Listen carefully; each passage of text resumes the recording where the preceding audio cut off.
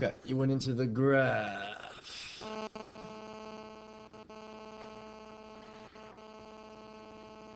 Shake. Okay, what'd you do there? Type in the equation.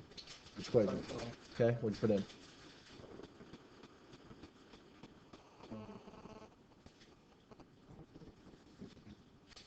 Delete.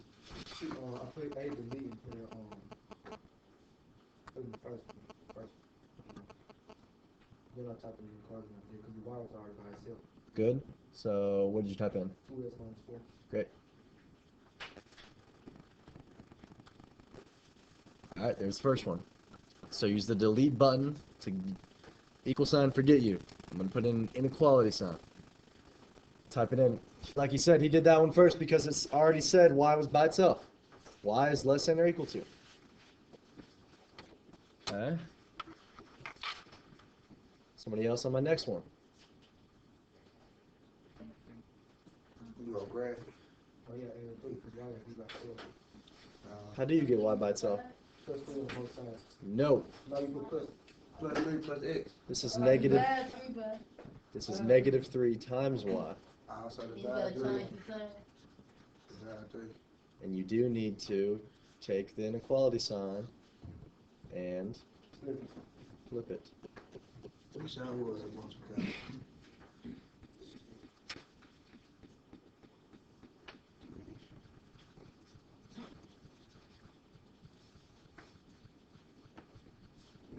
Okay.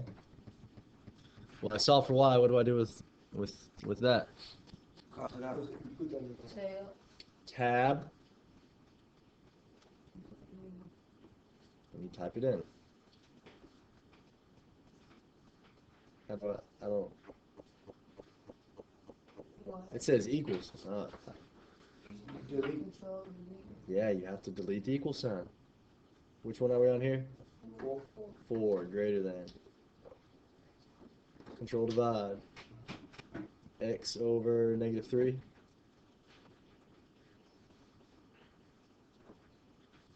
It's a marvelous Monday. Gotta get with the rhythm here. Okay, so I have 2 lines. And the directions said, I think, graph the system of inequalities. So what do I just start like, look, there's a line and there's a line. Well, how am I supposed to do this then? Would it be the darkest part? Yep, it's the darkest part is what I'm going to color in.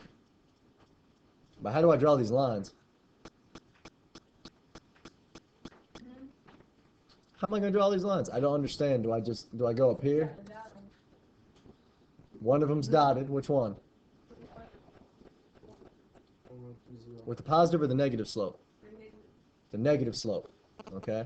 This one's a negative slope. Why is it negative? Because like a book, as you read it from left to right, it's getting small. Okay, so let's graph that one first. What does it go through? It goes through the origin. Okay, so you see how I'm figuring this out? It goes through the origin. It's a negative slope. It has to be a dotted line. Don't be the person that forgets the dotted line. Do not be that. You're going to miss. Don't miss advanced by one question because you forgot to do the dotted line. Nope. Can't have it. Okay. What does that other line go through? Yeah, like negative 4 on the y and 2 on the x-axis. 1, 2, 3, 4. Right there, and 1, 2.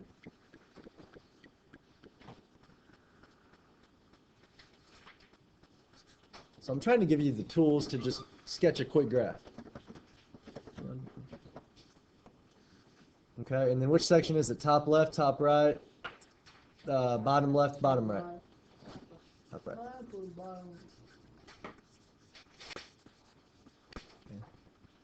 So we had. What's the answer? What? Oh, look. Top right corner. I had it. Top left corner. Right.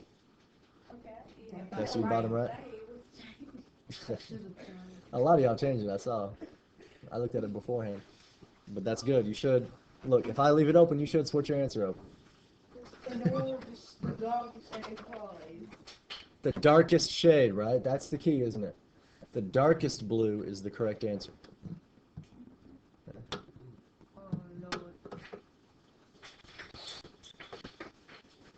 Questions on number 1? So you remember all the way from last week? First we did these. First we did a system of equations. And you might have a parabola and a line. And the answer is where they do what? Where they intersect or where they meet. That's fine. Where they overlap. Then we stopped doing equations and we did, what are these called? Inequalities, right? Because y is less than or greater than the stuff on the other side of the equation. And the same idea still applied. Here it was the overlap or the intersection. Guess what? The same thing happens here. It's where these two graphs overlap or intersect. Then you find the answer. What we talked about today is notes. We're going to talk about some special cases. What if they don't overlap? What if they never intersect, you know? What if you have two lines that are parallel? They're never going to touch. Or, what if you have two lines that are directly parallel? And they have the same y-intercept, so they're stacked on top of each other. Then how do you write your answer? We'll talk about those things today, but before we do that, we've got to finish up the one. So what did this graph look like? Parabola. Yes, a parabola. Shifted which way? Up? I think it was like this, wasn't it? Well, I would say the parabola shifted down. See what I'm saying? Okay, is it a function? Yes. How do you know? The vertical line test. We're going to drill this in. The domain here. What is the domain of this parabola? The set of x values such that x. What do you think? What do you think about the sidewaysness of this graph? Where's it stop? Negative 2 and 2. That's where it. Are you talking about these points? That's different. That's going to come down. That's the zeros. You can write that down if you want to. The zeros are negative 2 and 2. But the domain, look at what do you see on the ends here? The domain is all real numbers. Can you explain why? Say that again, Jacques. Keeps getting wider. That's it. And the range is a set of y values such that y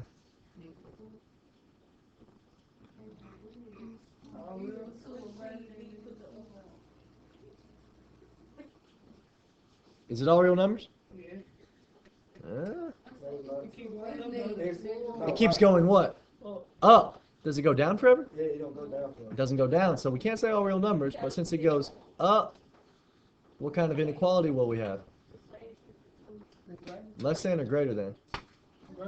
Yeah, it's going up, so it's going to get bigger than or equal to what point? Yeah, look, negative 4. It's even in the function. Coach Matisse? Yeah, who again? Yes, here he comes. Play-Doh. Checking out for dismissal.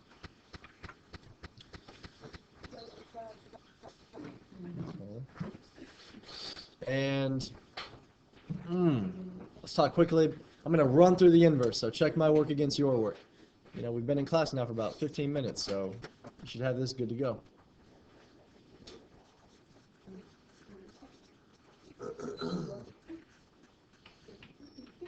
First, replace with y. Then, whenever you see inverse, you have to think inverse, switch verse. So x and y switch places. Bring x out front, right? And now you say y squared minus 4. Finish solving for y. Not yet. Add 4 to both sides. And we're going to go college style, okay? So I'm not going to write down plus 4 plus 4. I'm going to write down the result. So if I add 4 to this side, I get x plus 4 is equal to y squared. Now you're ready to Square root. Can you do it college style though? Yeah. If you do the square root of both sides over here, you're going to have 6. Yeah. square root of x plus 4, and you do have to say positive and negative. Equals What's the square root of y squared? y. Yeah, just y. And guess what? Done. Just rewrite it. F inverse of x is plus or minus the square root of x plus 4.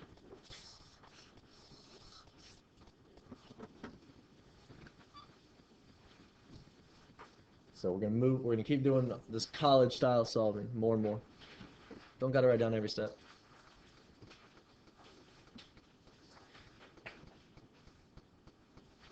Are we good on the plus and minus part? Mm-hmm. If I say this, what's the square root of 9? You have to say 3. positive 3, right? Because 3 times 3 is 9. But what else? What other number can you square to get 9? Negative 3. Negative 3 squared, or negative 3 times negative 3 is also 9. So if you take the square root of both sides, you have to have the positive and the negative. Question, preguntas.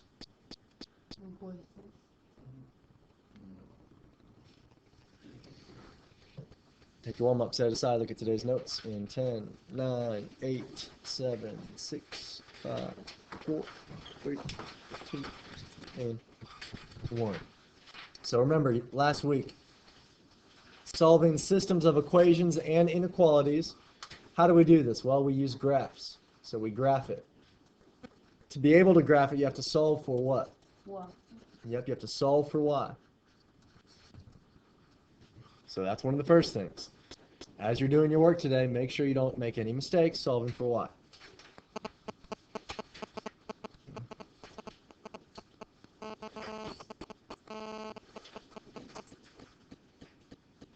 Sometimes you're going to use that analyze. What is it? Analyze. Analyze what? No, analyze intersection. Yeah, after you press analyze graph, intersection. Yep, sometimes you might have to zoom out or zoom fit. Kind of trying to summarize everything we had last week.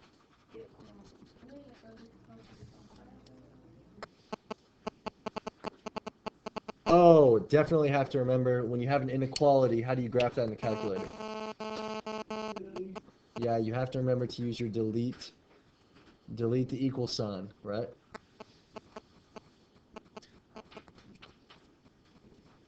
And find the overlap. So like I said, we've got the intersection of two equations. We've got the intersection or overlap of two systems, of a system of inequalities. But then sometimes we had these weird cases, right? So let's take some quick notes here on some of these weird cases. Sometimes you have some weird stuff happen. The first one would be, what if there's no intersection? What if there is no intersection? Oh my goodness. It's a spooky, it must be Halloween or something. Right, so I've told you to use a simple mathematical symbol to represent the fact that there's no solution. So you can use this symbol, which is a 0 with a line through it. Let me rewrite it a little bit nicer, since my pen is giving me a little bit of trouble here. Just a real simple symbol. It makes a ton of sense. 0 with a line through it. So it's not 0 because you can solve an equation and get 0, right? We've done that before. Divide both sides by 3. And what do you get? 0. Wait, is that okay? Yes. 0 can be the answer to an equation. So 0 is different from no answer. No answer means you try to solve it and nothing works. Nothing satisfies the equation. Nothing makes it true. So that's what this is. No solution. Or we also call this right here, if you say this, you say the empty set. Empty set.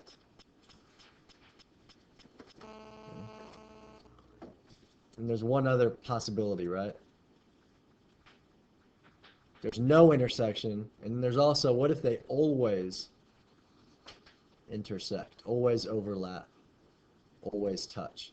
You know, so we talked about the example of two lines stacked right on top of each other in your graph.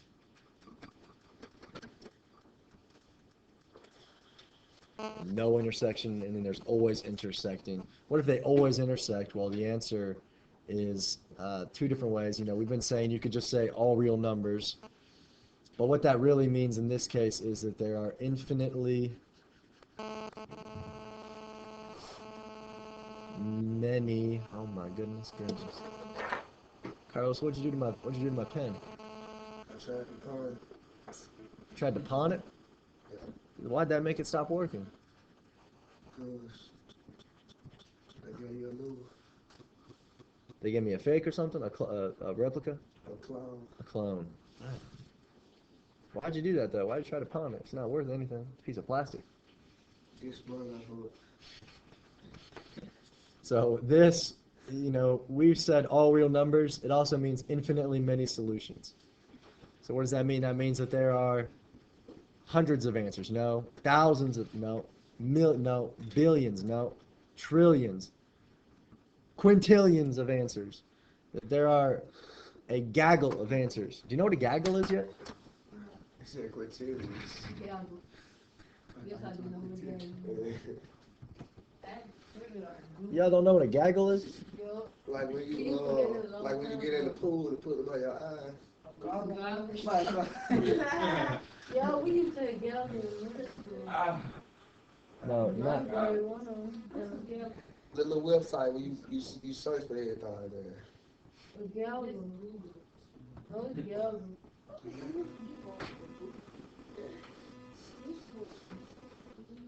What am I thinking of here?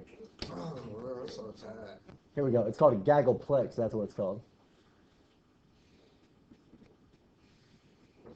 Let's see here. How would a gaggle look? You can't. We just get like a little blue G. You get that. Oh, there you go. Okay. A Google. Oh my goodness gracious. So, oh, you call it, it's a Google. That's how you spell it. A Google. I told you. Are there that many answers? No. More than that. Zero. Infinitely many solutions.